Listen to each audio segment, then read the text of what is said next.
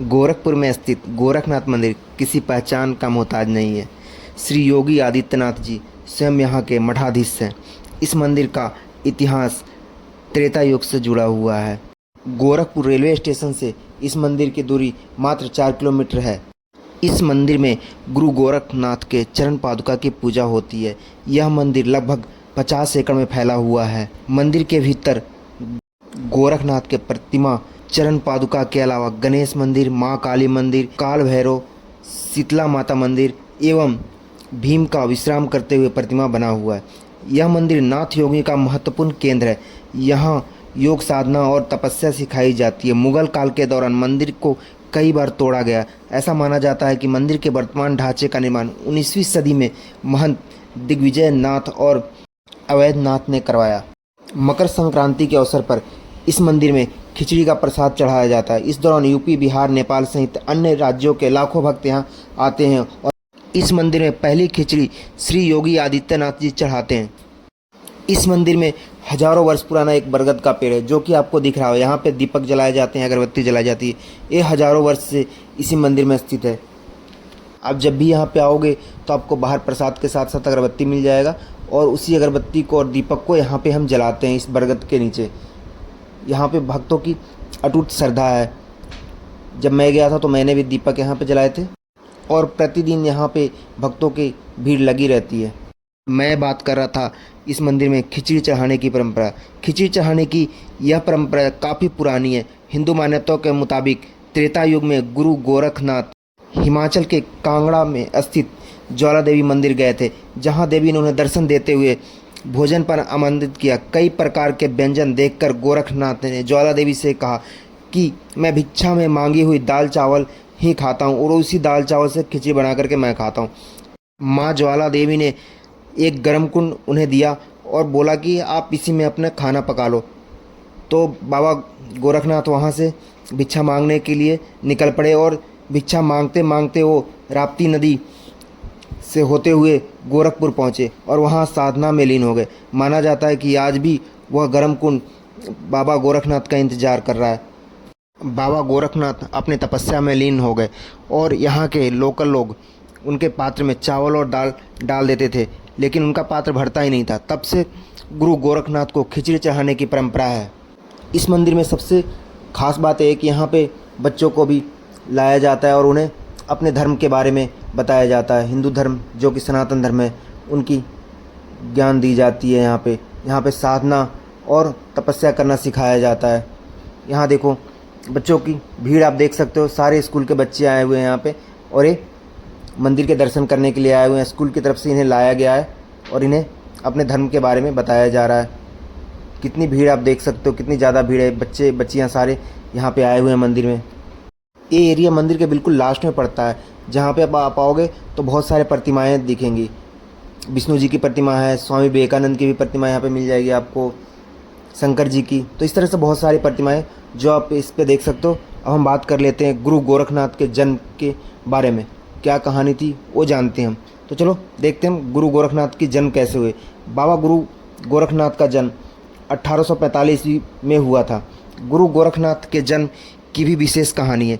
एक बार इनके गुरु बाबा मतेंद्र नाथ एक गांव में भिक्षा मांगते हुए पहुंचे। जब वे एक घर के सामने निकल रहे थे तब एक महिला बड़े ही उदास मन से अपने घर की चौखट पर खड़ी थी। बाबा ने महिला से उदासी का कारण पूछा। महिला ने बताया कि उनसे कोई औलाद नहीं है। बाबा तो बहुत बड़े सिद्ध महात्मा थे। उन्होंने अपनी झोली से एक चुटकी भभूत ली और उस महिला को खाने को दे दी और कहा, जा खुश रह, तुझे एक सुंदर पुत्र की प्राप्ति होगी। उस महिला को आशीर्वाद देकर बाबा गुरु मतेंद्रनाथ आगे बढ़ गए और फिर 12 वर्ष बाद उस गांव में वापस लौटे। जब उस गांव में बाबा लौटे तो उन्होंने उस महिला से उसके पुत्र के बारे में पूछा। तो महिला कुछ बोल नहीं पाई, पर बाबा तो ज्ञानी थे, वो समझ गए। तो उन्होंने बोला कि मैंने जो भभूत दिया था आपको वो आपने क्या किया। तो महिला बताई कि मैंने मोहल्ले के औरतों के कहने पर उस भभूत को गोबर में डाल दिया था। चूँकि बाबा गुरु मतेंद्र सिद्ध महात्मा थे, उन्होंने अपने ध्यान बल से देखा और वे तुरंत ही गोबर के उस ढेर के पास गए जहां 12 साल पहले महिला ने वो भभूत फेंक दी थी। वहाँ जाकर बाबा ने बालक को पुकारा और बाबा के पुकारते ही 12 वर्ष का एक बच्चा गोबर से बाहर निकल करके आ गया। अब बाबा ने उस बच्चे को अपने साथ लेकर के चले गए और यही बच्चा आगे चल के गुरु गोरखनाथ के नाम से प्रसिद्ध हुआ। यहाँ पे आप मूर्तियों को देख करके आपको अंदाज़ा लग गया होगा कि इस मंदिर में जितनी भी मूर्तियाँ बनी हुई है, यहाँ पे इस मंदिर में ये सारे योगियों की मूर्तियाँ हैं। जो जो इस मंदिर में योगी रहे उन सभी योगियों की, कुछ भगवान की मूर्तियाँ हैं। ये अत्यंत ही सुंदर मंदिर है। गोरखनाथ ने ही योग की परंपरा शुरू की और आज हम जितने भी आसन, प्राणायाम, षटकर्म, मुद्रा, नादानुसार या कुंडलनी आदि योग साधनाओं की बात करते हैं, सब इन्हीं की देन है। इस प्रकार बाबा गोरखनाथ का जन्म अस्थि से गर्भ से नहीं हुआ, बल्कि गोबर और गौ द्वारा की जाने वाली रक्षा से हुआ था। इसलिए इनका नाम गोरक्ष पड़ा। इस बालक को गुरु मतेंद्रनाथ अपने साथ लेकर चले गए और आगे चलकर यही बालक गोरखनाथ बने। आप अगर खिचड़ी के टाइम पे आओगे, मतलब कि सकरात के टाइम पे, तो यहाँ पे एक बहुत बड़ा मेला लगता है जहाँ पे झूले वगैरह सारी चीज़ें मिलेंगे आपको। जैसा कि मैंने आपको बताया था कि यह मंदिर 52 एकड़ में फैला हुआ है। तो सामने हमारा गेट रहा एंट्री और अभी हम बिल्कुल मध्य में खड़े हैं। फिर पीछे साइड भी सारे योगियों का प्रतिमाएं बनी हुई है मंदिर में।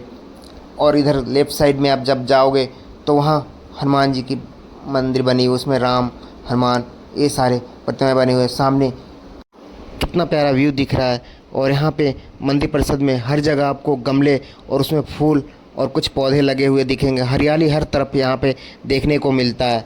और यह मंदिर रेलवे स्टेशन से थोड़ी ही दूरी, लगभग 4 किलोमीटर पर स्थित है और बस अड्डे से भी वही 4 किलोमीटर के आसपास की डिस्टेंस है, क्योंकि यहाँ पे रेलवे स्टेशन और बस अड्डा बिल्कुल पास में ही है। तो आपके पास दोनों ऑप्शन है। गोरखपुर अगर आप बस से आ रहे हो या ट्रेन से, तो ईजिली आप इस मंदिर तक पहुँच सकते हो। वीडियो में आप अंत तक बने रहना, पूरा रहस्य मैं बताऊँगा। इसमें सामने यह मंदिर इतना खूबसूरत है कि जब आप रात्रि में आओगे तो हर टाइम कलर चेंज होते रहता है, जो आपके मन को मोह लेगा। इसकी वीडियो अलग से बनी हुई है, रात्रि नाइट की व्यू जो होती है वो सारी। और देखो मंदिर, पूरा मंदिर संगमरमर का बना हुआ है। सीढ़ियाँ अलग ही खूबसूरती बयान कर रही है। इन सीढ़ियों से उतरने पे हम पहुंचते हैं सीधा मुख्य मंदिर की तरफ, जहां पे बाबा को भोग लगाया जाता है। और सामने रहा हमारा शू स्टैंड, वहाँ पे आप जूते चप्पल उतार सकते हो, तो उसे भी मैं दिखा दूंगा इस वीडियो में। मंदिर सामने, यह मंदिर हनुमान जी और राम भगवान का है। यहाँ पे हनुमान जी की मूर्तियाँ, राम भगवान की मूर्तियाँ, बहुत सारी मूर्तियाँ हैं। और यहाँ पे बारिश हो रखा है तो व्यू कुछ अलग ही चेंज हो जा रहा है। अभी थोड़ी देर पहले ही मंदिर में बारिश हुई थी। और सामने आप देख सकते हो यही है मुख्य मंदिर, जो कि इस वीडियो में कई बार आपने देखा होगा। कुंडलनी, प्राणायाम, ध्यान, साधना, ये सारा गुरु गोरखनाथ की ही देन है। जिसे आप आज जानते हो, ये सारी चीज़ें गुरु गोरखनाथ की ही देन है। और यहीं पे है हमारा शू स्टैंड। सामने आप देखो, यहाँ पे आप निःशुल्क व्यवस्था है, जहाँ पे आप अपने शूज, जूते चप्पल निकाल सकते हो और आप अपने इच्छा के अनुसार यहाँ पे दान दे सकते हो। हमारा ये मंदिर रात्रि में कुछ अलग ही चेंज होता है। लाइटिंग पड़ती है इस पर, ब्लू, रेड, ग्रीन, इस तरह से। और यहाँ पे सिंह को दर्शाया गया, सिंह जो कि सामने बैठे हुए। और फिर हम यहीं से मुख्य मंदिर के अंदर प्रवेश करते हैं, जहाँ गुरु गोरखनाथ की प्रतिमा और चरण पादुका रखे हुए हैं। और ये नंदी जी सामने बैठे हुए हैं। इनकी प्रतिमा भी बहुत सुनहरे कलर की बनी हुई है। और ये जब रात्रि में आओगे आप यहाँ पे, तो सारे झरने चलते रहते हैं। दिन में झरने बंद हो जाते हैं, रात्रि में झरने चलते हैं और लाइटिंग होती है।